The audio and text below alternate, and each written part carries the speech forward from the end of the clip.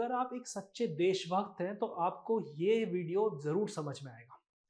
जब भी हम इंडियन इकोनॉमी की बात करते हैं तो कहीं ना कहीं हर तरफ से इंडिया की इकोनॉमी को घेरा जा रहा है। पहले बोला जाता है इंडियन इकोनॉमी इज डेड, फिर उसके बाद ऑपोजिशन भी वही राह गाती है। उसके बाद इंडिया के आसपास के जियोपॉलिटिकल छोटी छोटी कंट्रीज में कियोस क्रिएट करवाया जाता है। फिर प्रेशर दिया जाता है इंडिया पे कि इंडिया बात माने, फिर भी इंडिया बात नहीं मानता तो टैरिफ लगाए जाते हैं। और उसके बाद H1B वीज़ा। आप इस चीज़ को पूरा एक पैटर्न में समझिए, इस चीज़ को हल्के में मत लीजिए कि ये प्री प्लान नहीं है। आज के इस वीडियो में जो मैं आपके लिए लेके आया हूँ ना, इसमें फ्यूचर ऑफ ट्रंप के टैरिफ की बात करेंगे। मतलब ट्रंप एक के बाद एक टैरिफ लगाए जा रहे हैं, क्या उसके रेपरकशन होंगे और क्या एग्जैक्टली उनका फ्यूचर में मीनिंग है।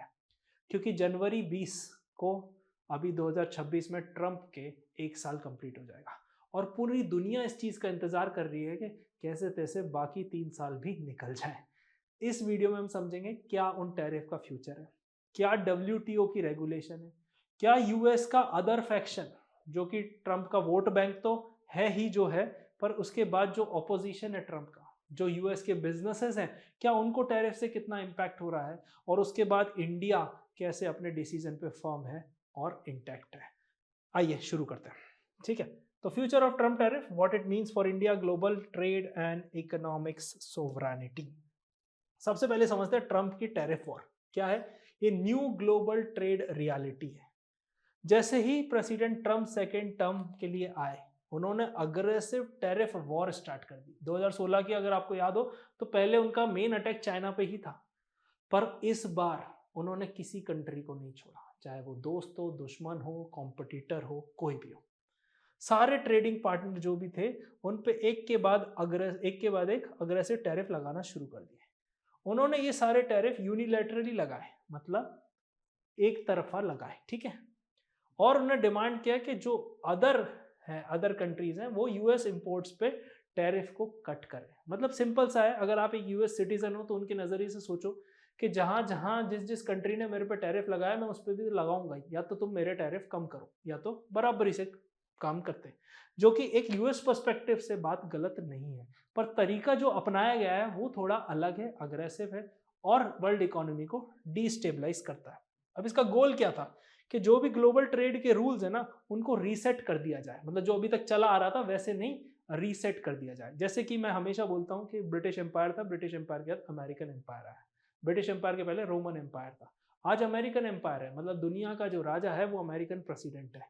बस डिफरेंस ये है कि अभी वो डेमोक्रेटिकली इलेक्ट होता है, पहले के जो थे एम्पायर वो यूनिलैटरी ही देखते थे, ठीक है। तो ग्लोबल ट्रेड के रूल को रीसेट किया, not just negotiate with in them, मतलब जो भी रूल चल रहे हैं उसके अंदर निगोशिएट ना करते हुए पूरी चीज को डिस्ट्रक्शन में लगाया। मतलब सिंपल सी चीज है, मैं अगर आपके पास आऊं और आंधी तूफान धूल उड़े तो आपको लगे कि ऐसा कौन सा आदमी आया है हेलीकॉप्टर से, पूरा धुआं धुआं कर दिया, और उसके बाद थोड़ी बहुत धूल हो, थोड़ा बहुत डिस्टर्बेंस हो, हवा चले तो आपको लगे नॉर्मल है, क्योंकि आपने उससे एक अलग लेवल का देख लिया। तो उन्होंने आते ही अग्रेसिव अटैक किया। अब इंडिया सेंट्रिक की बात करते हैं, क्या है this not a routine trade dispute, मतलब एक रूटीन नहीं है। अमेरिका का असर्टिंग है इकोनॉमिक डोमिनेंस। पहली चीज है अमेरिका का डोमिनेंस है अमेरिकन डॉलर से, और अमेरिकन डॉलर का डोमिनेंस है अमेरिका की टेक इंडस्ट्री से। ध्यान से सुनना ये बात, क्योंकि it's not about economics only, economics से भी आगे जाता है, जियो पॉलिटिक्स में जाता है, जियो इकोनॉमिक्स में जाता है। तो अमेरिका ने अपना इकोनॉमिक डोमिनेंस बढ़ाने के लिए और कहीं ना कहीं इसको उस वे में प्रेजेंट करने के लिए बोला, smaller and mid size economy must now defend policy space. तो जो झेल पाया वो झेल गया, जो नहीं झेल पाया वो कहीं ना कहीं क्रम्बल हो रहा है। तो ये जो है ना, this not a free trade versus protectionism. अगर आप थ्योरी में देखोगे और एक फंडामेंटल इकोनॉमिस्ट की बात सुनोगे ना तो ये बोलेंगे फ्री ट्रेड वर्सेस प्रोटेक्शनिज्म की डिबेट है, कॉलेजेस में सेमिनार होने लग गए, सारी चीजें हुई। इस वीडियो में मैं आपको समझाता हूँ, this is not, this is power politics using tariff as a weapon. 2020 में बायोलॉजिकल वेपन कोविड-19। अब उसकी कहानी मैंने एक अलग वीडियो में समझा रखी है कि कैसे क्या शुरू हुआ, क्या उसका पर्पस था, पर ये टैरिफ को यूज करके, वेपन को यूज करके ग्लोबल प्रेशर बनाया जा रहा है। अब रेसिप्रोकल टैरिफ क्या है, मतलब टैरिफ आप मुझ पे लगाओगे मैं भी आप पे लगाऊंगा। लॉजिक वर्सेस रियलिटी इन समझेंगे। ट्रंप का आर्ग्यूमेंट क्या है, ट्रंप कहता क्या है, अगर हम ये बात करें कि what's is the Trump's opinion, तो US reduced tariff over decades. So president Trump का कहना है कि यूएस ने सारी कंट्रीज पे, उनके ट्रेडिंग पार्टनर्स पे gradually year by year tariff को रिड्यूस किया है, बट उनके जो पार्टनर्स हैं उन्होंने ऐसा नहीं किया। रिजल्ट क्या हुआ? ट्रेड डेफिसिट बढ़ता गया और डी इंडस्ट्रियलाइजेशन यूएस में होता गया, क्योंकि जब यूएस ल्यूक्रेटिव नहीं रहेगा तो इंडस्ट्री शिफ्ट हो जाएंगी, बिजनेस जो हाउसेस हैं वो तो अपना कॉस्ट देखेंगे। फिर उन्होंने रेसिप्रोकल टैरिफ लगाना शुरू कर दिया ताकि यूएस के टैरिफ अदर से मैच कर सके, जैसे यूरोपियन यूनियन पे लगाया, इंडिया पे लगाया, चाइना पे लगाया, ये सारी चीज। अब इसकी इकोनॉमिक रियलिटी देखते हैं कि सच में क्या ऐसा है। ट्रेड डेफिसिट्स जो होते हैं ड्रिवन बाय मैक्रो फैक्टर्स होते हैं, मतलब ट्रेड डेफिसिट जो भी है वो किसी ना किसी मैक्रो इकोनॉमी के फैक्टर्स की वजह से जनरेट हुए हैं, ना कि ज्यादा ट्रेड होने से या किसी और फैक्टर से, जैसे कि सेविंग इन्वेस्टमेंट का गैप है ना, टैरिफ से ज्यादा इंपॉर्टेंट है। Tariffs don't revive industry automatically, मतलब अगर आप टैरिफ लगा दोगे दूसरी कंट्री पे तो ऐसा नहीं कि यूएस की इंडस्ट्री अपने आप इंप्रूव हो जाएगी। जैसे स्किल चाहिए, इंफ्रास्ट्रक्चर चाहिए, टेक्नोलॉजी चाहिए, ये सब चाहिए। जैसे फॉर एग्जांपल मैं बताता हूँ, यूएस की आईटी इंडस्ट्रीज है, उसमें कई सारे इंडियंस काम करते हैं। अब ऐसा तो है नहीं कि जो टैलेंट इंडियंस प्रोवाइड कर रहे हैं यूएस में वो यूएस में टैलेंट नहीं है। यूएस में टैलेंट है भाई, यूएस नहीं तो फेसबुक बनाया, यूएस नहीं तो इंस्टाग्राम, यूट्यूब जिस पे आप वीडियो देख रहे हो, और जितने भी सोशल मीडिया है, गूगल है, सर्च इंजन है, सब कुछ यूएस ने बनाया, चैट जीपीटी भी यूएस ने बनाया। तो यूएस के पास टैलेंट है, पर यूएस के पास टैलेंट है तो हाई कॉस्ट है। दूसरा, अगर टैलेंट है तो उतनी सप्लाई में नहीं है जितना इंडस्ट्री को रिक्वायर्ड है, इसीलिए एशियन इकोनॉमीज से वो लोग वहां जाते हैं। तो चाइना को उन्होंने मैन्युफैक्चरिंग हब बनाने की कोशिश की as a replacement for low cost, और इंडिया को as a service exporting country बनाया, जिससे कि इंडिया चाइना आपस में कभी मिलेंगे नहीं, ये उनको भी पता है। इसी वजह से दो कंट्री, ताकि वो आपस में मिलकर यूएस को काउंटर ना करने लग जाए, सिंपल सी बात है। पर ये स्किल डेवलप करने में टाइम लगेगा ना, अमेरिकन को सिखाने में टाइम लगेगा, उतनी मात्रा में उतने ग्रेजुएट्स निकालने में टाइम लगेगा, इंफ्रास्ट्रक्चर बनने में टाइम लगेगा, टेक्नोलॉजी चेंज होने में टाइम लगेगा। पर टैरिफ से अचानक से एक साल में ट्रंप अमेरिका को चेंज तो कर नहीं देंगे। अब यहां से इंडिया का क्या इंटरेस्ट है? India must reject narrative that tariffs alone decide fairness, मतलब इंडिया को रिजेक्ट करते रहना है जो अमेरिका बोल रहा है कि टैरिफ लगा दूंगा तो ट्रेड फेयर हो जाएगा। नहीं, ऐसा नहीं है। मैं समझाता हूं आगे आगे आपको और क्लैरिटी हो जाएगी। Our development path requires strategic protection and calibrated openness, मतलब हमारी इंडस्ट्री को हमको स्ट्रेटेजिकली प्रोटेक्ट भी करना होगा। जैसे स्टील इंडस्ट्रीज को हम प्रोटेक्ट करते हैं डंपिंग से, साउथ कोरिया और जापान के चीप स्टील से, ठीक है। और कैलिब्रेटेड ओपननेस, मतलब जहां जहां रिक्वायर्ड है वहां वहां ओपन करते चलो, तो हर चीज वेल प्लान्ड होगी, पूरी इकोनॉमी एक साथ नहीं एक्सेसिबल होगी। क्योंकि इंडिया अभी आप देखो हर जगह से वो प्रेशर डालने की पूरी कोशिश कर रहा है, वो चाहते हैं कि हमारे यहाँ पॉलिटिकल डिस्टेबलाइजेशन हो जाए। वो कभी जेनजी को भड़काते हैं, कभी लद्दाख में प्रोटेस्ट कराते हैं, फिर कभी खालिस्तानी इशू आ जाता है, फिर जैसे ही ट्रंप आते हैं खालिस्तानी इशू गायब हो जाता है, और बहुत सारी चीज़ें अचानक से बांग्लादेश में कुछ इशू होने लग जाता है, नेपाल में प्रोटेस्ट होता है, वही प्रोटेस्ट इंडिया में भड़काने की कोशिश की जाती है। बहुत सारे तरीके किए जा रहे हैं। जब इंडिया पाकिस्तान की नहीं बन रही है तो पाकिस्तान के फील्ड मार्शल को बुला बुला के उनको दावतें दी जाती हैं। तो कहीं ना कहीं इंडिया को प्रॉब्लम क्रिएट करने की कोशिश की जा रही है, क्योंकि डायरेक्टली यूएस का भी इंडिया से बहुत बड़ा लिंकेज है, और अगर इंडिया को डायरेक्टली नहीं बोल पा रहे तो वो इनडायरेक्टली प्रेशराइज कर रहे हैं, ठीक है। तो trade deficit are not crime, गलत नहीं है, क्राइम नहीं है, they are symptoms of deeper economic structure. Deeper economic structure. अब डब्ल्यूटीओ की बात कर लेते हैं। मैंने पिछले एक दो दिन पुराने वीडियो में अगर आप देखोगे तो डब्ल्यूटीओ और ईयू, इंडिया ईयू की बात की थी, यूरोपियन यूनियन। अब डब्ल्यूटीओ तो यहाँ पे पॉपकॉर्न खा रहा है, सिर्फ मूवीज की तरह देख रहा है कि ड्रामा चल रहा है और I am just eating popcorn. अब ऑब्वियसली उनका जो मेन बैकिंग है वही जब खुद करेगा तो डब्ल्यूटीओ क्या ही बोलेगा, सिंपल सी बात है। So the why the world looked away क्या होता है? सो ट्रंप ने क्या क्या वायलेट किया? पहले bound tariff commitments under WTO, most favoured nation principle जो इम्पोजिंग कंट्री पे होता है वो भी उन्होंने किया। मोस्ट फेवर्ड नेशन का मतलब है कि हमारे एक नेशन को फेवर दिया तो डब्ल्यूटीओ के बाकी मेंबर्स को भी वो फेवर अपने आप इम्प्लीमेंट हो जाएगा, ठीक है। तो ये सारी चीजें वायलेट कर रहे हैं। उन्होंने इन्वोक किया क्या? इंटरनेशनल इमरजेंसी इकोनॉमिक, ये एक्ट है जो ट्रंप को पावर देता है टैरिफ लगाने के, ठीक है। और ये किसकी पावर देता है कि declared trade deficit as national emergency, और इसको यूज करके, क्योंकि इसको कांग्रेस में पास नहीं कराना पड़ता, उनकी पार्लियामेंट को कांग्रेस कहते हैं, ठीक है। तो एग्जीक्यूटिव पावर है, एक लेटर दिया, साइन किया और एग्जीक्यूट हो गया, ठीक है। Why most countries didn't retaliate, क्यों जब ट्रंप ने टैरिफ लगाया तो दूसरी कंट्रीज ने उनको बदले में रिटेलिएट नहीं किया। WTO dispute settlement is paralysed, तो कोई मतलब नहीं है WTO में जाके, वो पैरालाइज्ड हो गया। इकोनॉमिक एस्केलेशन का डर था कि भाई यूएस से पंगे लेने में मुश्किल होगी, और क्रेडिबल काउंटर लेवरेज उनके पास भी नहीं थे, क्योंकि वो कहीं ना कहीं काफ़ी ज़्यादा डिपेंडेंट यूएस पे थे। अब यहाँ से इंडिया की क्या लर्निंग रही है कि जो इंडिया को रूल बेस्ड ऑर्डर जो कि वीक पड़ रहा है, बट इंडिया को हमेशा वही यूज़ करना है, और जब पावर एसिमेट्री ग्रो करे तो इंडिया को रूल बेस्ड के हिसाब से जाना है, जैसे कि इंडिया ने ईयू के केस में भी किया। पहले तो हम उसी तरह जाएंगे, मतलब पहले लॉ को यूज करना है, फिर लेवरेज को यूज करना है। India must prepare for a world where law is secondary to leverage. ये मेंटली हमें प्रिपेयर हो जाना चाहिए, पर हम रास्ते से चलने में कोई परेशानी है नहीं, क्योंकि उस सिचुएशन में India will buy time to react to act, ठीक है। So when enforcement collapses rules survive only for those strong enough to defend them.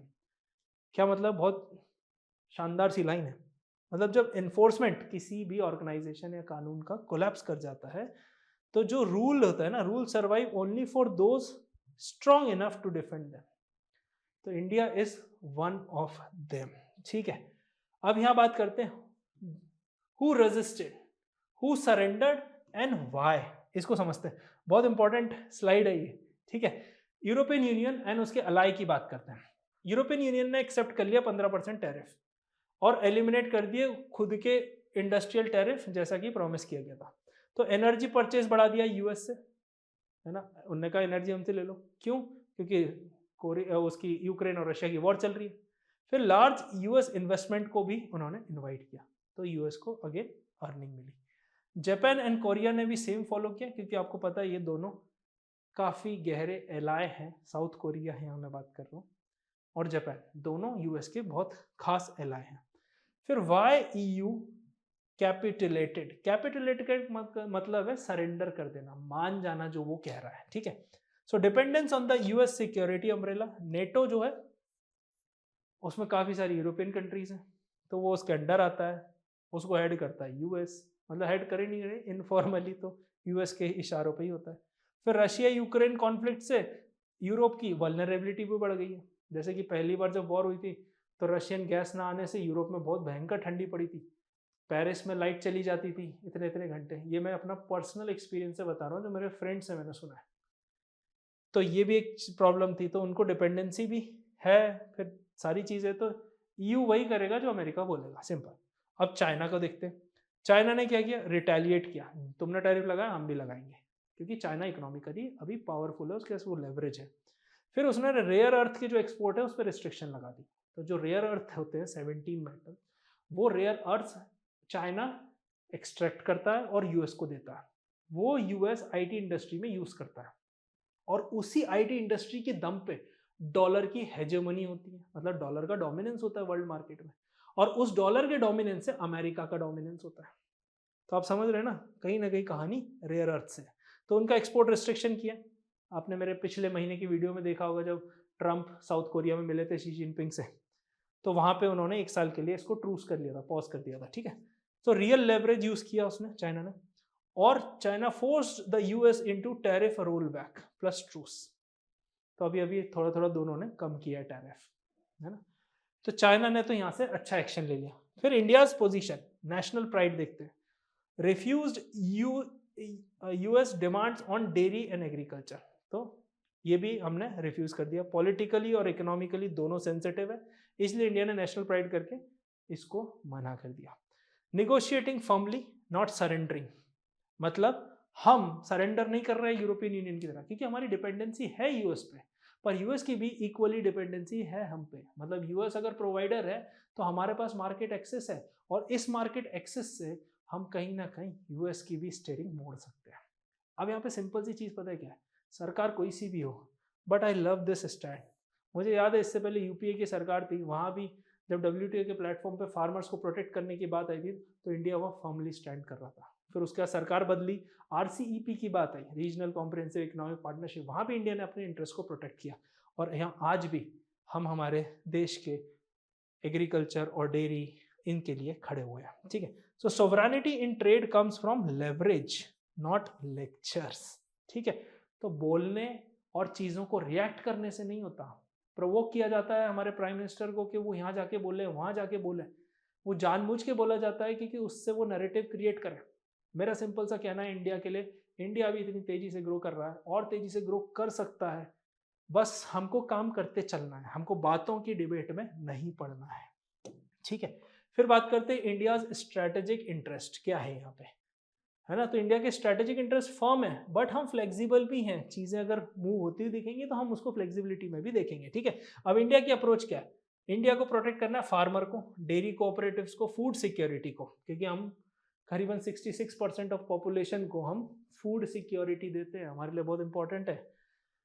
Avoid being locked into unequal concessions, मतलब कोई भी ऐसा अनइक्वल कंसेशन दे रहा हो US और हम फट से उसको मान लें, वो नहीं करना है, ठीक है। और नेगोशिएशन को जिंदा रखना है बिना सरेंडर किए। तो ऐसा नहीं कि जल्दबाजी में सरेंडर कर दिया, नो, जितना लंबा खींच सकते हो खींचते जाओ। मैं बोल रहा हूँ, शुरू में मैंने बोला था दुनिया वेट कर रही है कब इनके 3 साल भी हो जाए, ठीक है। इकोनॉमिक स्ट्रेटेजी गोइंग फॉरवर्ड क्या हो सकती है, इकोनॉमिक स्ट्रेटेजी क्या होनी चाहिए। सबसे पहला डाइवर्सिफाई करो एक्सपोर्ट मार्केट को, मतलब इंडिया अगर एक ही जगह एक्सपोर्ट कर रहा है तो उसको दुनिया के हर कोने में एक्सपोर्ट करो। अफ्रीका में देखो, वेस्ट एशिया में देखो, लैटिन अमेरिका में देखो, सेम चीज की वहां भी डिमांड बन सकती है ना। डोमेस्टिक मार्केट को स्ट्रेंथन करना है। PLI स्कीम और आत्मनिर्भर भारत बहुत ही इंपॉर्टेंट है। कोविड-19 के बाद रिकवरी में ये दोनों स्कीम ने बहुत इंपॉर्टेंट रोल प्ले किया था। So performance linked incentive scheme and आत्मनिर्भर भारत। और लेवरेज बिल्ड करना है क्रिटिकल सेक्टर में, जैसे फार्मा हम काफ़ी अच्छा करते हैं उसमें, डिजिटल हो गया, काफ़ी रीच है, काफ़ी ऑडियंस है। ग्रीन टेक्नोलॉजी में, क्योंकि इंडिया सोलर में लीडिंग है, इतनी सनलाइट आती है कि हम उसमें भी लीड कर सकते हैं। ऑल तो बहुत कुछ डिपेंडेंसी चाइना पे भी है इनपुट्स को लेके, बट यस।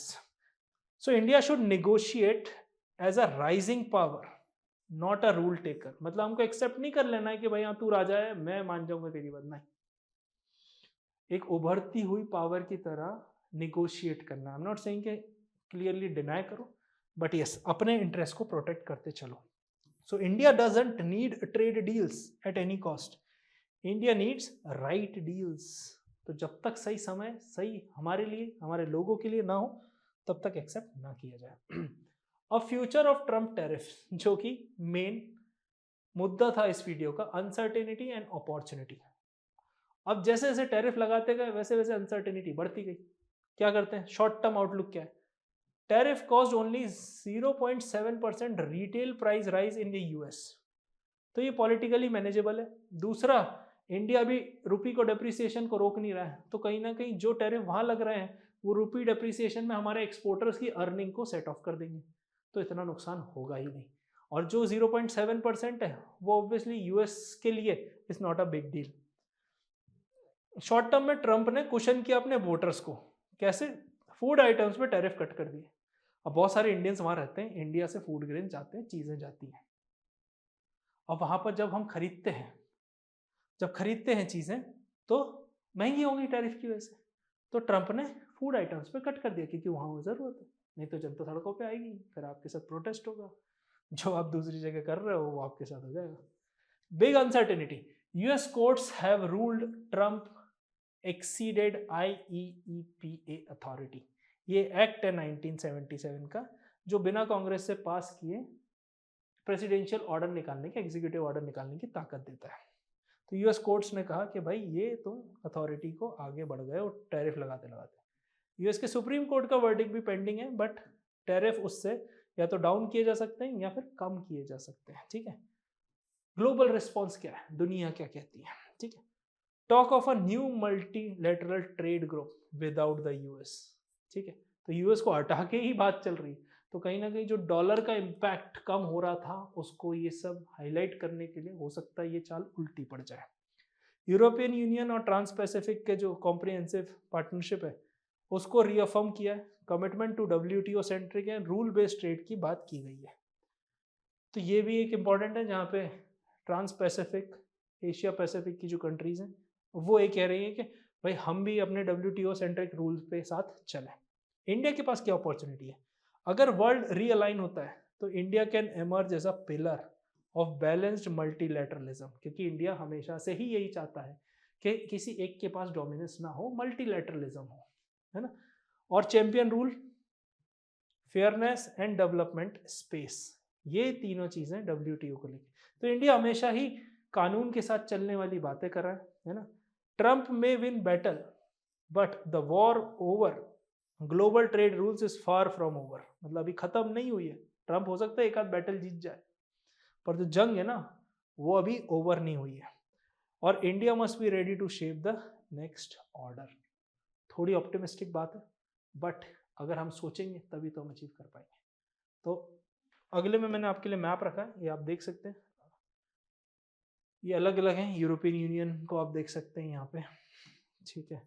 फिर ये जैसे हम USMCA बोलते हैं, United states Mexico Canada agreement. फिर साउथ अमेरिका में भी देखो अफ्रीका के साथ, तो ये कहीं ना कहीं रीजनलिज्म की तरफ बढ़ रहा है। तो आई होप आपको क्लैरिटी मिल गई होगी क्या रीज़न थे, क्या चीज़ें। अगर आपको वीडियो अच्छा लगा तो डोंट फॉरगेट टू सब्सक्राइब, क्योंकि ऐसे ही रोज़ मैं आपके लिए करंट अफेयर्स के वीडियोस लाता हूँ इकोनॉमिक्स से रिलेटेड, जो हम एक बड़े लेवल पे डिस्कस करते हैं। मिलते हैं कल अगले वीडियो में। Thank you so much. जय हिंद।